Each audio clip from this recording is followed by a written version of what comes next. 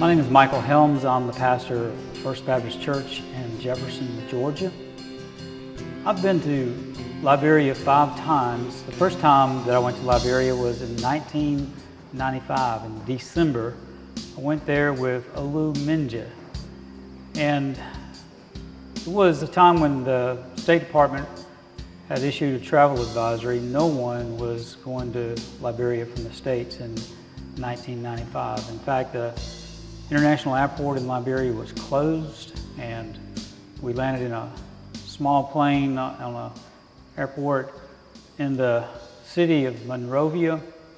And a few months later, Monrovia fell to the rebels.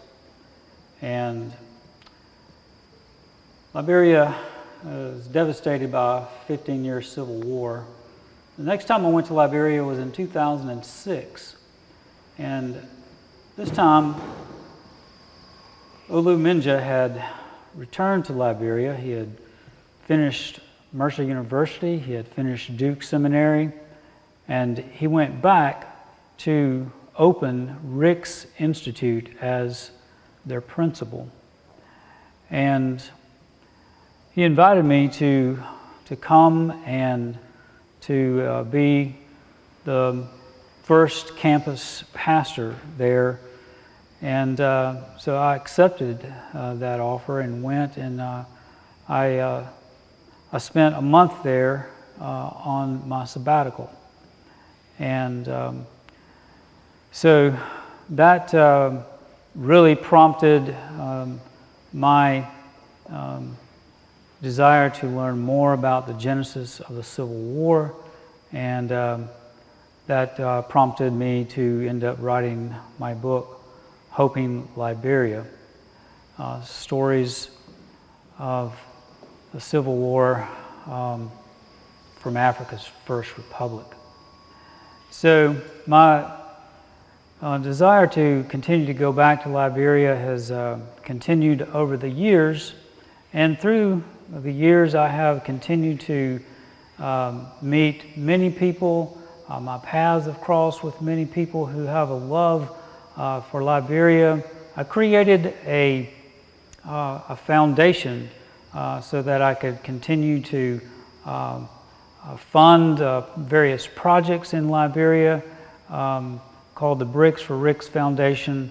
And I've had many people from my church at Trinity, my church in Clarksville, this church, who really has helped continue to fund a vision for helping create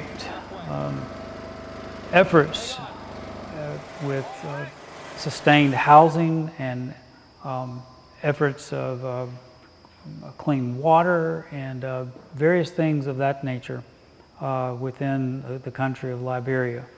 Of course, the Ebola crisis was another big issue, and so we've helped with feeding programs there. We've partnered with the Liberian Baptist Theological Seminary.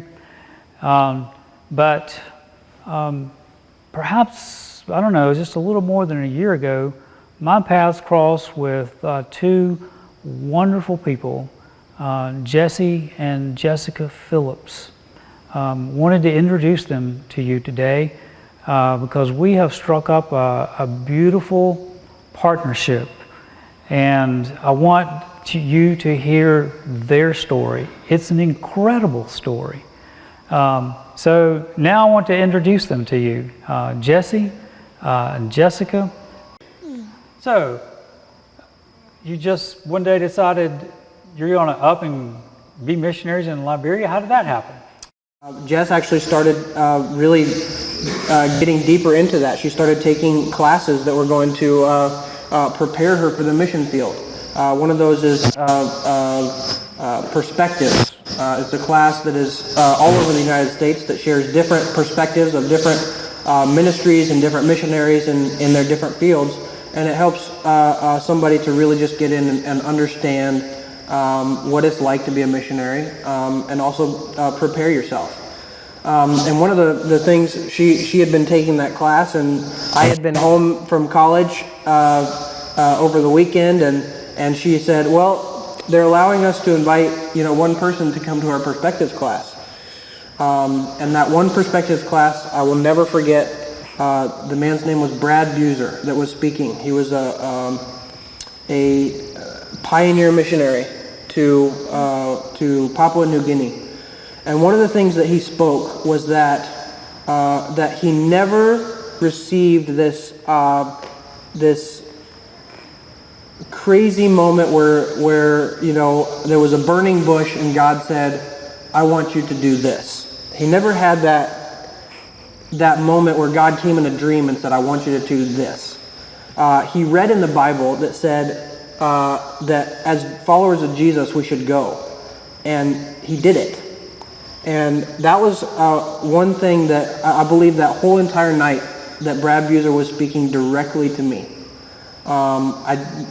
At that point, that started kind of a cascade of things happening as I had to decide: am I going to stay in college? Am I going to give up my full ride scholarship? And I knew that at that point Jessica was completely sold on Africa. She was headed there at some point. She knew it, and her passion and her faith that she had was extremely contagious for me. To shorten the story, I did end up leaving my full ride scholarship with the Air Force.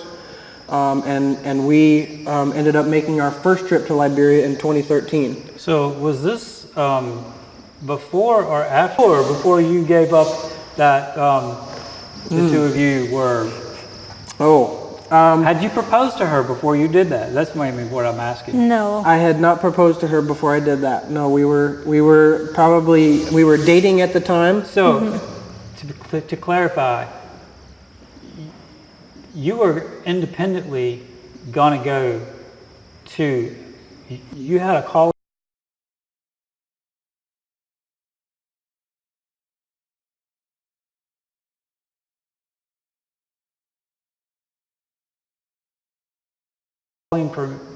for missions independently of her calling. Yes. Okay. Yes. Gotcha. So, from leaving college, at that point, Jess and I were in a deeper relationship. At that point, began to we were dating at that point. and began to start talking more about marriage and what that would look like. And actually, one of the things that Jess ended up deciding was, okay, God, you told me I'm going to Africa. I have no idea where, so the next person that asks me to go to Africa, I'm going. So again, that came, it wasn't something like God said, you're going to Liberia. She just said, the next person that asks, we're going. And what do you know, it was about maybe a week or two later that we were asked by our friend Earl Ratcliffe. We were introduced to a ministry from North Carolina that was going to Liberia for a work trip, and that's how we got connected to Liberia. Yeah. Let's let Jessica give a little bit of her perspective on things. Jessie said you had felt a calling for mission since how old? I've always been interested in Africa ever since I was really little. So whether it was the jungle or the animals or anything else, it was always Africa. And I just had a deep desire to help people, and so it just kind of went right together. So you went to college for how long? I did 1 year of college. I finished. I didn't enjoy it. It just wasn't what I felt God was calling me to. But I finished my first year of just general education, and then took a step and said, all right, I believe this is where God is calling me. So that's when I took the perspectives class through our church, and that's really when God was like, yeah, you're going to do this. So you got married, and at what point after you got married were you really ready to take the leap and go to Liberia? We were actually, the first trip we went, we were engaged. We were just engaged maybe a month or two before our first trip in April. And so then our first trip we were engaged, our second trip we went back, we were married. So how did you choose Liberia? Africa's a big continent. Yeah, I didn't. Did you throw a dart on a dartboard? I didn't choose it. You didn't choose it. Yeah. Well, No. how did you get there? I mean, you had to. Yeah. Who chose it? It was God. I mean. Well, how did you know God chose Liberia? Yeah, it really was like Jesse had said. You know, I knew Africa, and I looked up, you know, some different places and tried to figure out, okay, what place pops out to me, and it just, every time I was getting nothing. And so I said, okay, I'm just going to leave it with you, God, and waited maybe a couple weeks, and I said, the next trip to Africa that comes up, I'm just going to go, and then you're either going to support it or you're going to tell me no. Okay, so I guess this is kind of a neat way of, we're all the time trying to discern what God's will for our lives are. So you sort of did what people do a lot of times, and that is you sort of just kind of throw something out there for God to just ask God to open a door for you. And so you just ask God to direct you. So this man, Earl Ratcliffe, he's the one that walked into your life. And so the invitation came through him to go to Liberia. Is that how that worked? Yeah, again, God has the whole timeline figured out. I had a friend who is a chef, and so he did a meal, and then the money would go to a mission organization or a trip. And so he was raising money for different places, and he asked if I would come and take some pictures to help promote what he was doing. And so that's how I got connected with that. Now, is Earl the individual that actually has the clean water initiative? Swim. Okay, he is the one that is the president of SWIM. Okay, just briefly, SWIM does clean water initiatives. They actually make a product of some kind, correct? SWIM is called Safe Water International Ministries. They've designed what's called a CPU, which is a chlorine producing unit, and they produce and make those units in America, and they send them all over the world to be able to produce chlorine that in turn cleans people's water right in the village. Well, we might as well segue here then for our First Baptist Jefferson friends, because Earl Ratcliffe, he is from Pella, Iowa, and Earl is or was on the board for Vermeer, for the Vermeer Corporation. And so when I sent the missionary that was at Rick's Institute down to Haiti to be trained on our earth block making machine, Larry went because they wanted one of their board members to be trained. They wanted him to have an understanding of how this earth block making machine operated. And so Earl gets the training, and he goes back to Pella. And so when Ebola hit, I lost my missionary who was at Rick's Institute. I lost the only individual who knew how to run the earth block making machine. So he ended up being sent, he and his wife ended up being sent to Hungary because the refugees are now pouring in to Hungary. And the word comes back that he and his wife are not going to go back to Liberia. So you want to pick up the story from there? Yeah, we'll pick up the story from there. At this point, and we'll go through the time, at this point we had just moved to Liberia in December of 2015. And Earl Ratcliffe has been continually very close to what we're doing. He's been a huge encouragement to us and been behind us, praying for us, and keeping up to date on everything that's going on. And he began to contact me because when we moved to Liberia, one of the main goals that we had, number one, was to learn the culture, to be able to live inside the culture. But the other thing was that we really felt God calling us into some form of sustainable operation.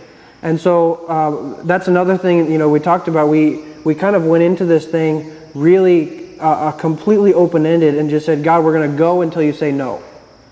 And so we went, and Earl knew exactly what we were trying to get into, and he knew what we were praying for. He was praying for those same things. And Earl ended up sending several messages to us saying, so a couple years ago, I was down in Haiti and I met this guy named Larry. And Larry was going to Liberia with an earth block machine. And so he just said, you guys should try to get connected with them. You guys should try to see what you can do to figure out where that is. And all he could tell me was Rick's Institute and Larry Stanton. That's all he could tell me. And at that point, I was talking with Jess, and I was just like, I've got to pursue this. I've got to figure out what's going on here.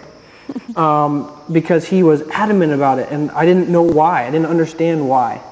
And so I started reaching out. I started asking Liberians about Rick's Institute. I was like, do you have any idea what Rick's Institute is? And finally I was able to get a phone number for the principal at Rick's Institute, Dr. Olu Menje.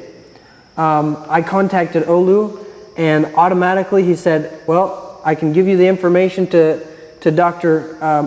Michael Helms, and you guys can discuss what's up with the brick machine. I didn't really hear anything after that.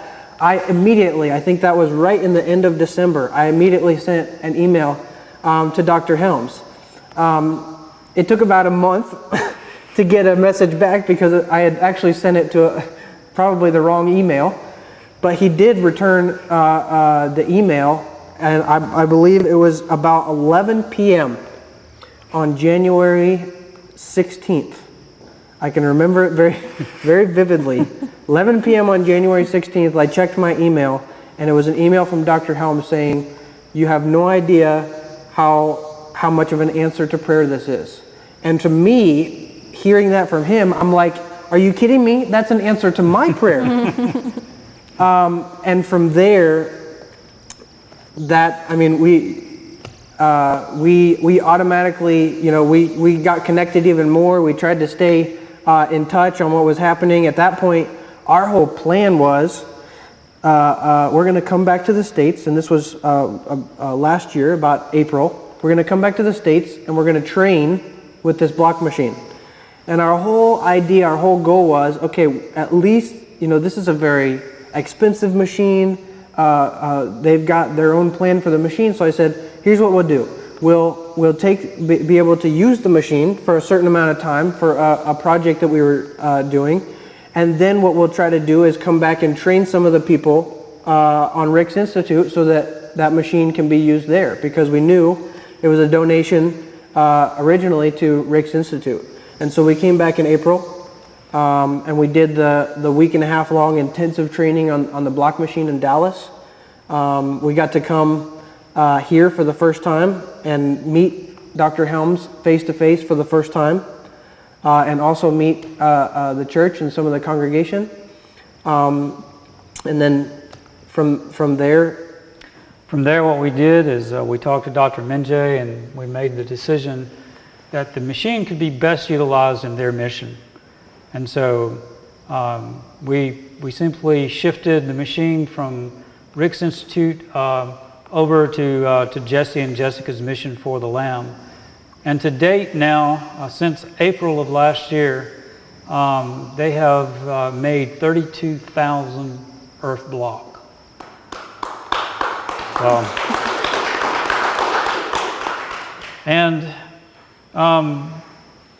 even better part of the story, a lady in Conyers, Miss Marie Hall, got word about the sustainable earth block making machine. She knew Ronnie Hopkins and asked Ronnie Hopkins about how she could find out more about the sustainable earth block making machine. Ronnie put her in touch with me, and through her husband's foundation, her husband died a year or 2 years ago, she became a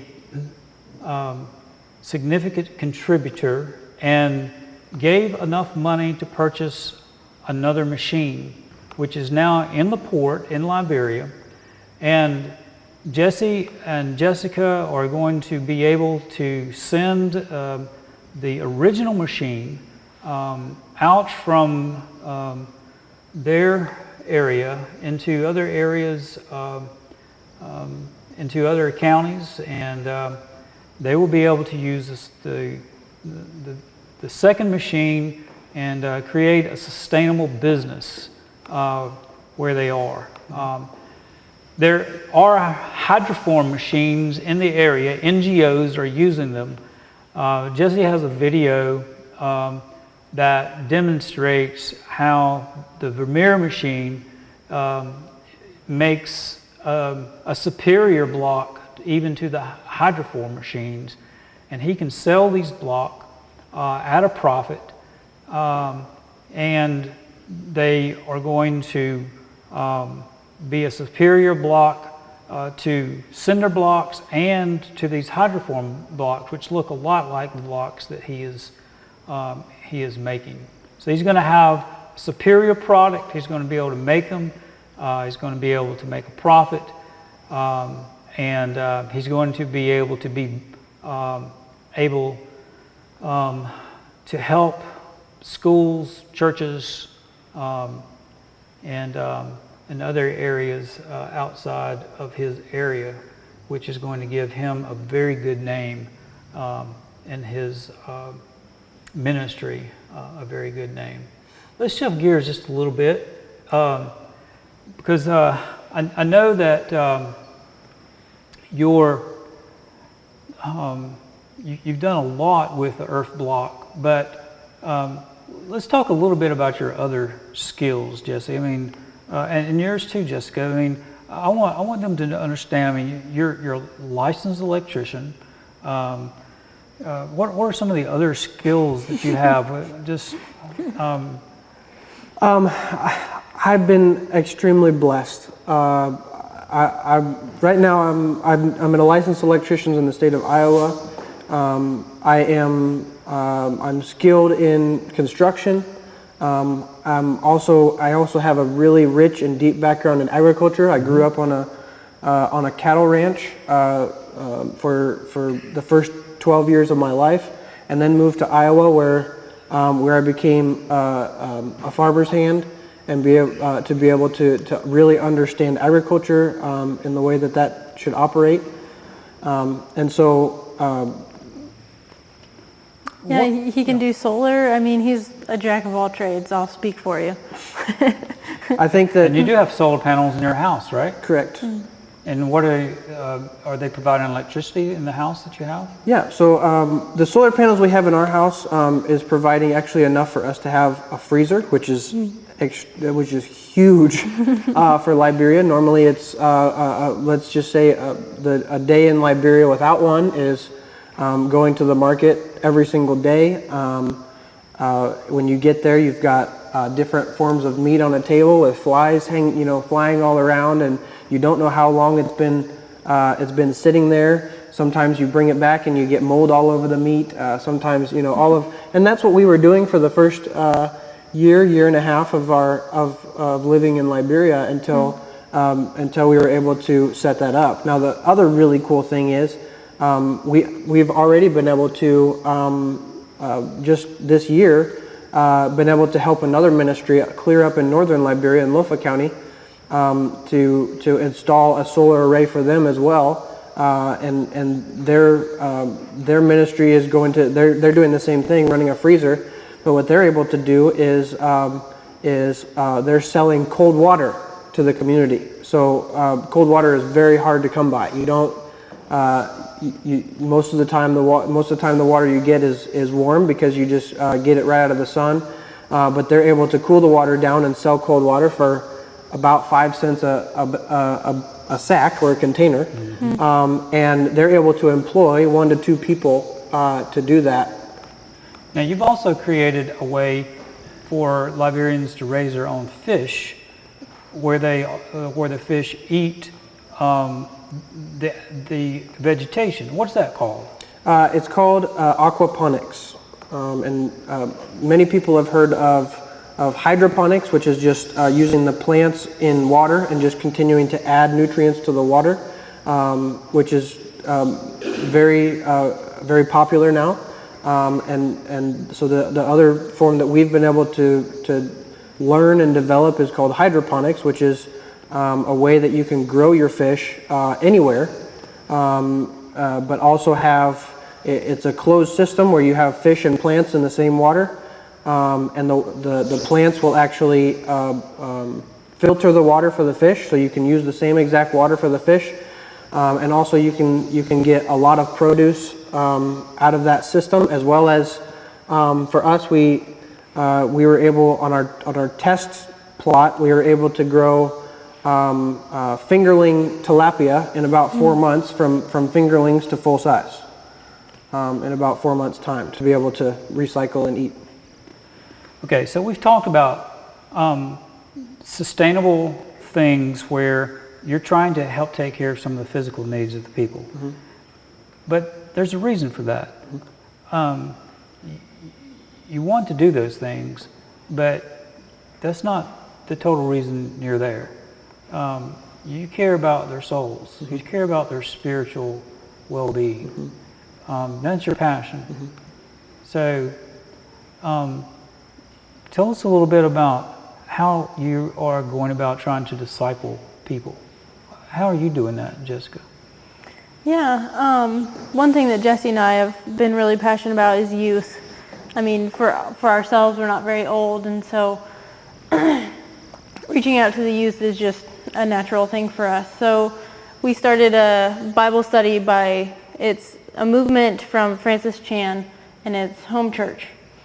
And so church in Liberia is very, what's a good word for it? Institutionalized. Yes. Very extremely religious. It's very extremely institutionalized. That's a good way to put it.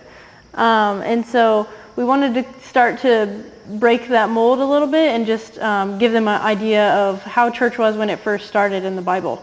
And so we started with just some of the boys that are around us that we really care for, our friends, and just invited them to we called it Bible study, so that it wouldn't have that same idea behind it as church. And so we've got eight boys that come, and so we've been able to dig deep into the Bible and ask them, why does the church in the Bible that was first started look different than the church now? And just to be able to have an open area to talk about that, where they can ask questions, we can ask them questions, and just kind of create an open atmosphere to share Jesus and to talk about it openly. So the major passion, I would say, that we have in anything that we do, any kind of ministry that we're involved in, is this idea of sustaining it.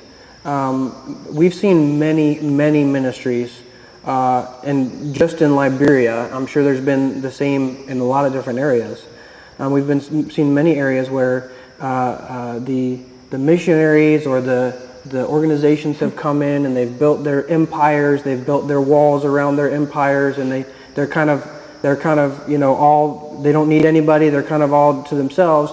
And then you have things like Ebola, and you have things like a civil war that happen, and these missionaries leave. Now at that time when these missionaries leave, that entire compound is empty. Nobody sustains the program, nobody continues it, because it was never that was never the purpose. It was never the purpose to sustain the ministry. It was always the purpose to do what we have to do, and when we leave, it's finished. And so one of our main passions is whatever we're doing, we want it to be able to be locally run and locally sustained, so that there isn't this constant dependency on anybody overseas or even right there in Liberia. So that's really kind of what is behind our passion. I know you heard business a little bit ago, and when we talk about business in ministry, a lot of people kind of cringe when they talk about that. But what we're really trying to develop here and put together is this idea of a ministry that is physically helping people. It is physically and spiritually a light for the community, but it no longer needs to be supported or funded by overseas, because that is the major problem in the wall that goes up whenever funding stops coming from overseas. And so for instance, the block machine, to start up, it takes money. It definitely takes an investment. It takes capital to get things started. We were able to raise some money last year to construct enough blocks in a county called Bomi County for a school. They call it the Beulah K through 12, the Beulah Mission School. And we were able to produce 15,000 blocks there. And the really cool thing about how this block machine breaks through walls is, again, we talked about, like I have these physical skills, and I have these skills that people can learn, and I can teach people, and I can help people. But Jessica has very good interpersonal skills. And so what we realized, we didn't plan it. We didn't, it wasn't like we said, this is what we're going to do. But when we got onto the ground, I mean, it takes every single day for about a month and a half to make that many bricks. And so we were right there in the village, sleeping where they slept, eating what they ate.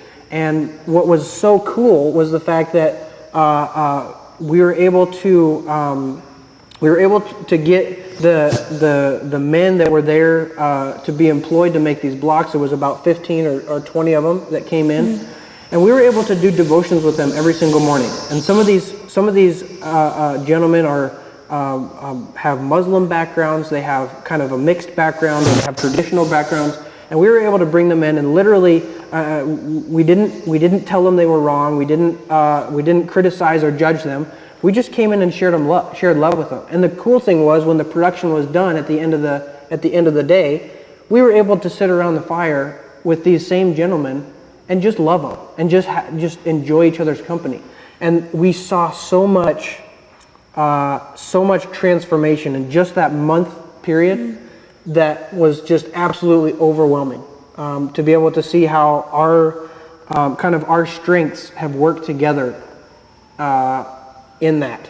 And then we were able to take that machine from there. We got a call right away from another ministry halfway across the country to another county that said, "Hey, we're building a pastor training and gathering center. Can you come over here and build some bricks for us?" And we said, "Yeah, absolutely." So we went back over there. It was about a 3 or 4 hour journey with the machine to get it over there, and another month and a half of production. And we were able to influence, again, another group of guys. And now it definitely was a short period of time. I mean, a month and a half, it's not that long. But in that month and a half, especially, I mean, I would love to tell the story about Elijah. We don't have time? Okay. All right, go ahead. So we're about to have to finish up, and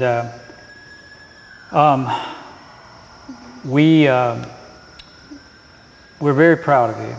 And one day I'd like to tell both of your parents how proud of you we all are. I know that they're very proud of you. They probably, in the beginning stages, were like, my kids, my son or my daughter, I don't know what I did to raise them to run off to a foreign country in Africa, but we want to continue to pray God's protection on you, and pray for God to continue to use you, because He is. But I just want to appeal to people on their behalf to support you financially, and we're going to put your contact information up on YouTube so people will know how to get in touch with you and how to support you. They can do that through For the Lamb. They can also do that through Bricks for Ricks Incorporated, and we can help get some financial contributions to you as well. But this couple lives on $12,000 a year. That's what they live on. So I think that's quite amazing that they're able to do that. It's